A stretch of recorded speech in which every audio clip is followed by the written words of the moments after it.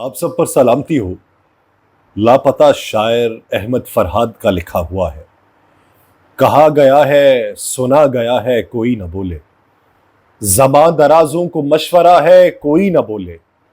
ہر ایک لب پر سوال کرتی خاموشیاں ہیں،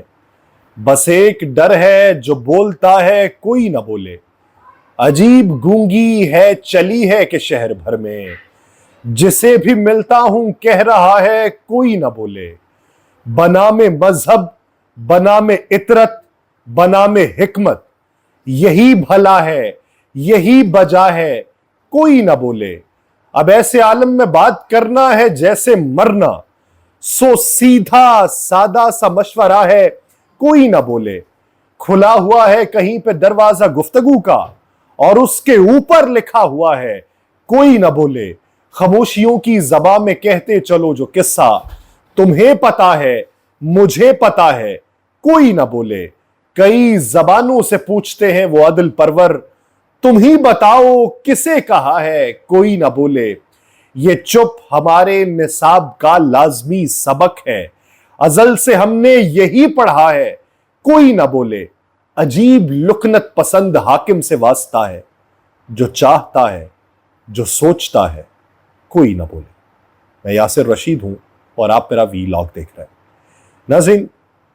ہمارے وزیر اعظم نے آج پھر کشکول توڑنے کا اشارہ دیا۔ انہوں نے یہ بات کی ہے کہ جب تک کشکول نہیں توڑا جائے گا تب تک ملک کے اندر ترقی نہیں آئے گی۔ اس سے پہلے وہ یہی بات ابو دھابی کے اندر کر چکے ہیں۔ ایک بات انہوں نے اسپیشل انویسٹمنٹ فیسیلیٹیشن کونسل کے اندر کی اور اس سے پہلے ابو دھابی کے اندر کی۔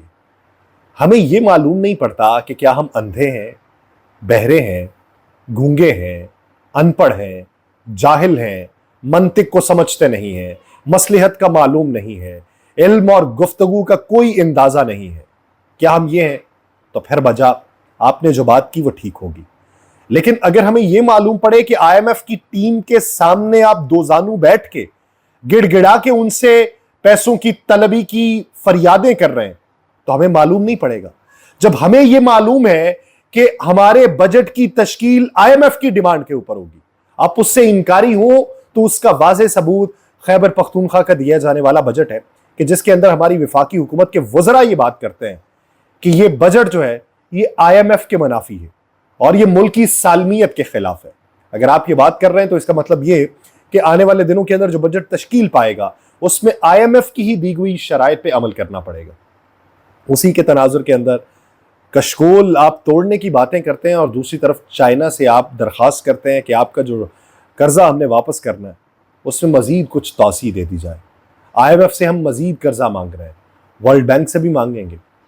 تو دیگر ممالک جن سے ہم قرضے کے حصول کی درخواست کرتے ہیں، ہماری اپنی سرمایہ کاری ہمارے بڑے ناموں کی اس ملک میں اس حد تک فراوانی کے ساتھ ہے کہ ہم دنیا کے ترقی پذیر ممالک میں سے بھی آگے ہیں۔ پاکستان کے اندر اس وقت میاں نواز شریف صاحب وہ یہ سوچ رہے ہیں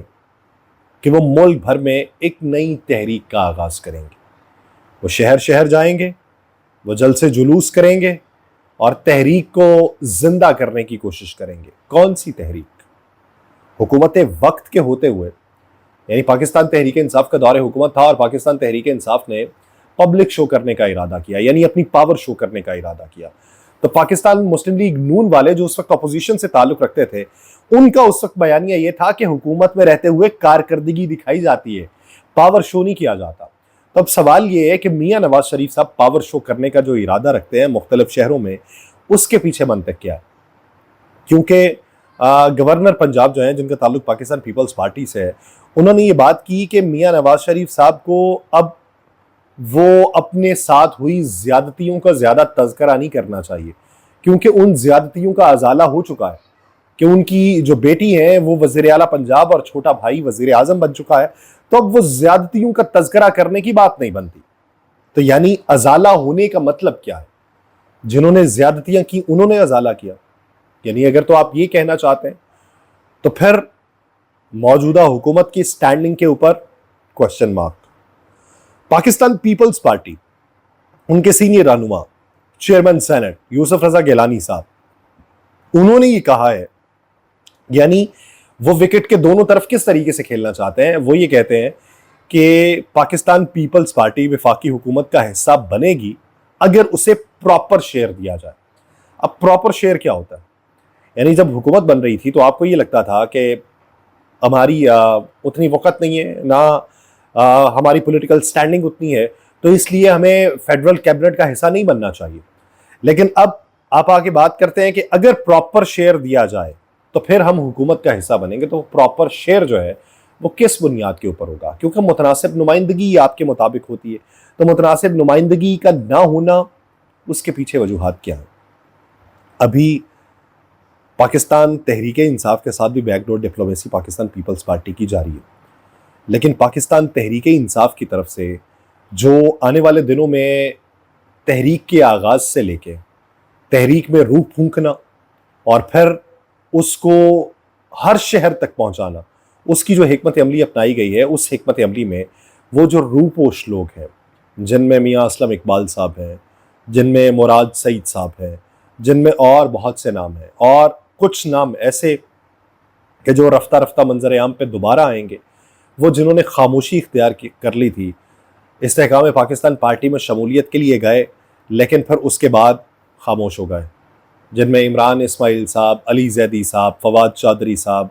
اسی طرح کے جو نام ہیں، یہ پھر سے بولنا شروع ہوں گے۔ ہاں، پاکستان تحریک انصاف جو ہے وہ اسے باقاعدہ طور پہ آن تو نہیں کرے گی، کیونکہ یہ کہا گیا ہے کہ یہ بانی P T I Imran Khan جو ہیں ان کی مشروط اجازت سے ہوگا کہ وہ کن شرائط کی بنیاد کے اوپر اجازت دیتے ہیں ان لوگوں کی واپسی کی۔ لیکن یہ لوگ جب بولنا شروع کریں گے تو مجموعی طور پہ ایک تاثر ایسا آئے گا کہ جس سے وہ خوف کے بت ٹوٹ چکے ہوں گے، جس سے آنے والے دنوں کے اندر بہتر ڈیولپمنٹ کے حوالے سے باتیں ہو رہی ہوں گی، جس سے یہ دیکھنے کو ملے گا کہ ہم کس حد تک سٹینڈ کر رہے ہیں اور مستقبل میں اس کی حکمت عملی کیا ہو سکتی ہے۔ تو یہ پورے منظر نامے میں پاکستان تحریک انصاف کو یہ لگتا ہے کہ نمبر گیم ہماری پوری ہو جائے گی۔ وفاقی حکومت جو یہ سمجھتی ہے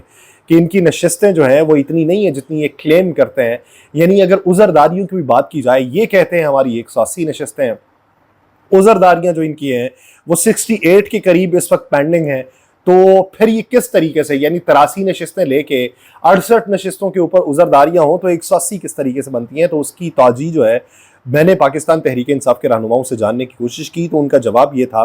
کہ ابتدائی طور پہ بہت سی عذرداریاں جو ہیں ان کے اوپر ہمیں فیصلہ سنایا جا چکا تھا،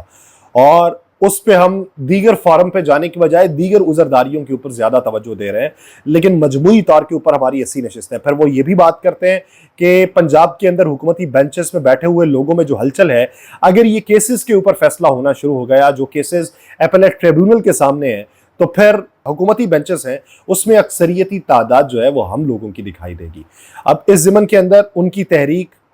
جو اگلے ہفتے سے شروع ہونے والی ہے وہ کس حد تک مضبوط ہوگی، اس کے اپنے اپنے ایجنڈے کے اندر کیا ہوگا،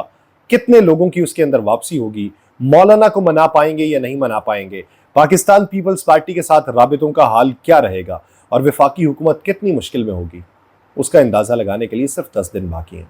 مجھے دیجیے اجازت، اللہ نگہبان۔